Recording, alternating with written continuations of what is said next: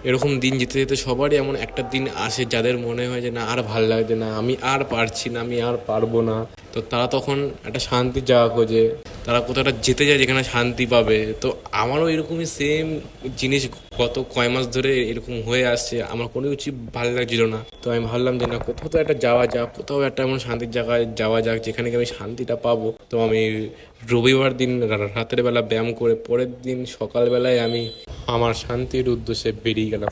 আমি সোমবারে সকাল সকাল রেডি হয়ে চলে যাই হালিশহর স্টেশনে। তারপরে আমি স্টেশনে অপেক্ষা করতে করতে ট্রেন এসে যাই, ট্রেনে করে আমি চলে যাই ডাইরেক্ট নৈহাটি। তারপরে আমি নৈহাটি স্টেশনে নেমে 1 নম্বর প্ল্যাটফর্ম দিয়ে বেরিয়ে আমি লঞ্চ ঘাটের দিকে হাঁটতে লাগলাম।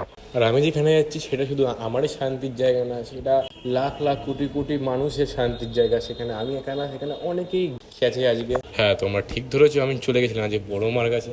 আমার যখনই মন টানে বড় মার কাছে আমি তখনই ছুটে চলে যাই। অত আগে একটা সময় খালি শনিবার আর মঙ্গলবারই লম্বা লম্বা লাইন পড়তো, এখন তো ডেইলি লম্বা লম্বা লাইন পড়ে। দূর দূর থেকে বড় মাকে সবাই দেখতে আসে, বড় মার দর্শন নিতে আসে। আর প্রত্যেকবারের মতন আমার একই চাহিদা ছিল আর থাকবে, সেটা শুধু বড় মাই জানে। তো আমি আমার পুজো কমপ্লিট করে আমি আমার বাড়ির দিকে রওনা দিয়ে দিই। যদি আজকে ভিডিওটা ভালো লেগে থাকে তাহলে লাইক দিয়ে দিও আর ফলো করে দিও। আর যদি ইউটিউব দিয়ে দেখো তাহলে সাবস্ক্রাইব করে দিও।